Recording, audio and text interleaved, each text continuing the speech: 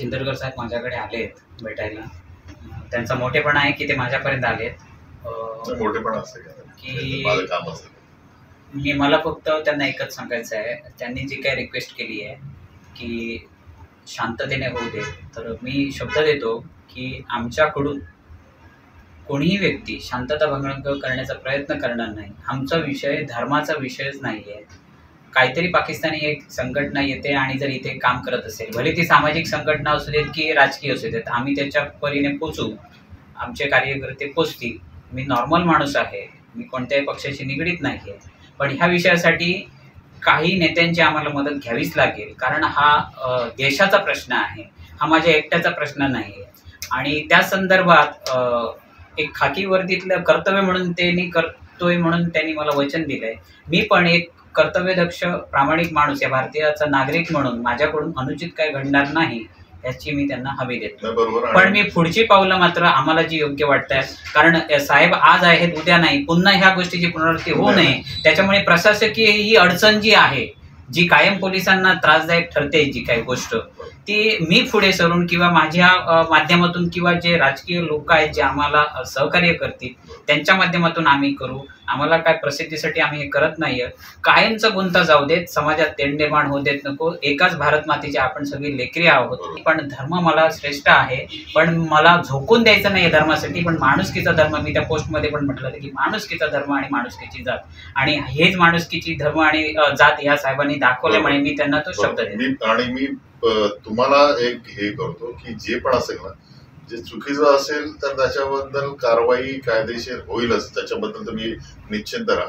जे पण असेल साहेब, हे इतिहासात आमच्या इतिहासात पहिलंच झालं की पोलीस निरीक्षक कोणतरी आले आणि मी डेसिबल चेक करतो म्हणून सांगितलं. त्यापूर्वी जर असं झालं असतं तर जे पण आहे जे असेल ते आपण सर्व, कारण ते सुप्रीम याच्या कोर्टाच्या गाईडलाईन्सच ना, त्याच्याप्रमाणे आपण जर आम्हाला काही चुकीचं आढळलं तर आपण त्याच्यामध्ये निश्चित ऍक्शन घेणार. ठीक आहे.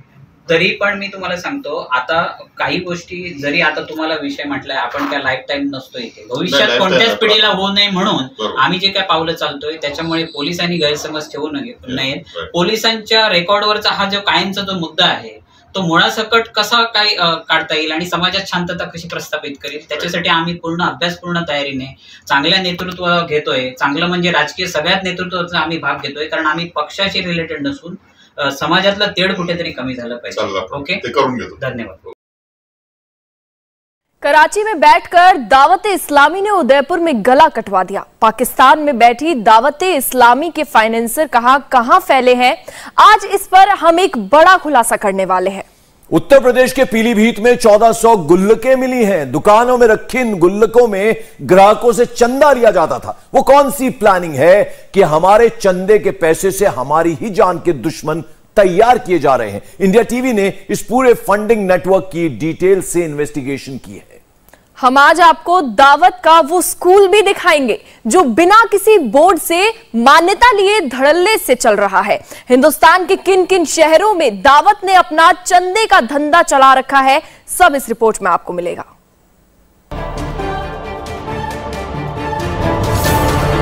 अभी तो ज्वालामुखी पक रहा है, ज्वालामुखी पक रहा है, फिर फटेगा, उसके बाद नुकसानात इसके पता चले। बहुत से ऐसे शहर है इस दावत इस्लामी ने अपने चंगुल में जकड़ रखे है कि वहां पर इसके खिलाफ कोई आवाज नहीं उठा सकता, इतने आक्रामक हो चुके हैं। तो क्या जरूरत है हमको पाकिस्तानी लेवल पे काम करने की? हमने इनको बहुत समझाया शुरू में कि भाई आपको अगर काम करना है, आपको अगर तंजीम चलाना है तो साबिर पाक के नाम पर चलाइए, गरीब नवाज के नाम पर चलाइए, वारिस पाक के नाम पर चलाइए, बहुत निजामुद्दीन औलिया की दरगाह उनके नाम पर चलाइए।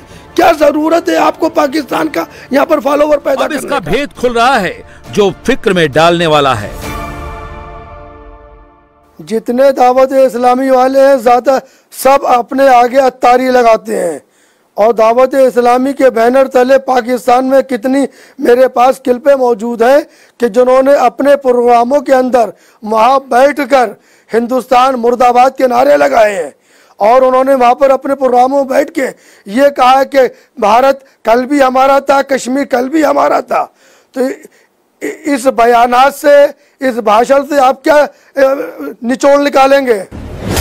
पाकिस्तान से चलने वाले दावत इस्लामी का हिंदुस्तान में क्या काम? कराची से चलने वाला दावत इस्लामी हिंदुस्तान में क्यों एक्टिव है? पाकिस्तान का दावत इस्लामी पूरे हिंदुस्तान में गुल्लक क्यों खोल रखा है? क्या दावत इस्लामी का पैसा टेरर फंडिंग में इस्तेमाल होता है? पाकिस्तान का दावत इस्लामी हिंदुस्तान में कैसी शिक्षा दे रहा है? छोटे बड़े दुकानों में ये गुल्लक रखे गए हैं। धर्म के प्रचार प्रसार के नाम पर चंदा देने की अपील की गई है। मुसलमानों के शिक्षा के डोनेशन की बात कही गई है। ये सारी हमको बहुत अच्छे तरीके से हमने इनको समझाने की कोशिश करी, मगर अब ये आक्रामक हो चुके हैं।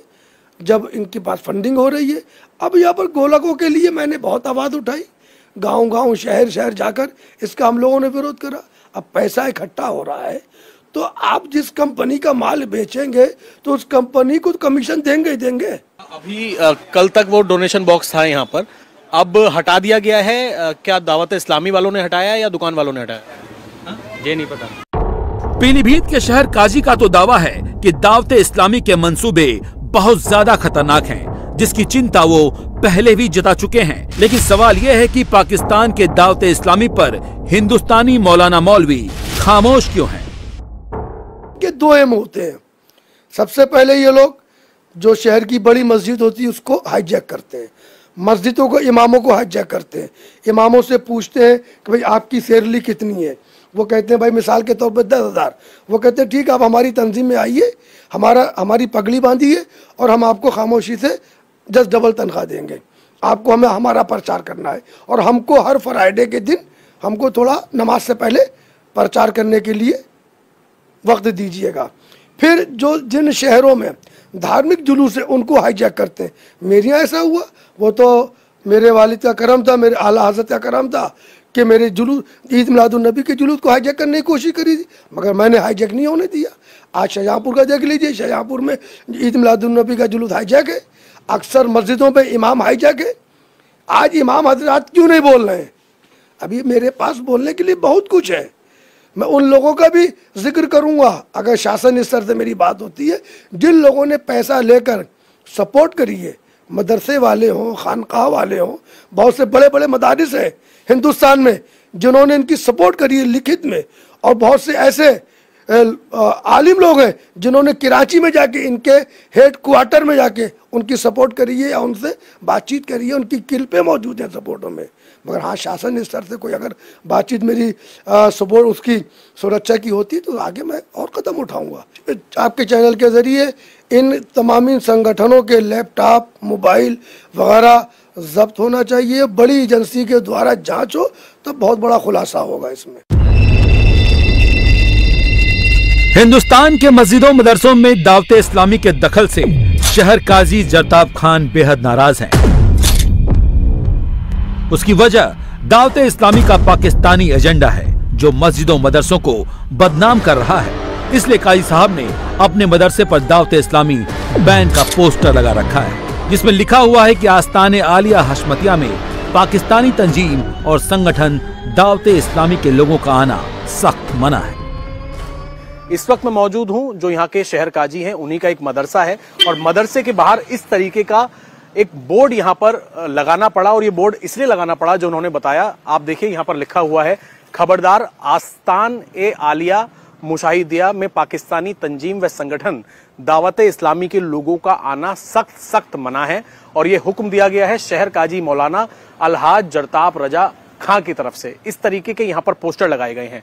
अब इसकी वजह जो हमें बताई, जो जरताब है, शहर काजी हैं, उनका ये कहना है कि दावत इस्लामी पाकिस्तानी बेस्ड संगठन है और ये कट्टरपंथी जो है वो लोगों को सिखाता है, ऐसा उनका आरोप है। और उनका ये भी कहना है कि कई मस्जिदों में और कई शहरों में दावत इस्लामी ने अपनी जो जड़ें हैं वो फैला ली हैं। ये लोग चंदा इकट्ठा करते हैं, डोनेशन इकट्ठा करते हैं और उससे ये किस तरीके का काम करते हैं ये एक जांच का विषय है। और इसी वजह से जो यहाँ के शहर काजी हैं उन्होंने अपनी मदरसे के बाहर इस तरीके के बैनर पोस्टर लगाए हैं जिसमें साफ तौर पर यह लिखा है कि दावत इस्लामी के जो लोग हैं उनका यहाँ पर आना पूरी तरीके से मना है। और साफ तौर पे शिक्षा विभाग की तरफ से आदेश दिया गया है कि ये जो दावत इस्लामी स्कूल है ये यहाँ पर बिना किसी परमिशन के चल रहा है, इसका कोई रजिस्ट्रेशन नहीं है और बिना किसी इजाजत के, बिना किसी रजिस्ट्रेशन के ये स्कूल चलाया जा रहा है।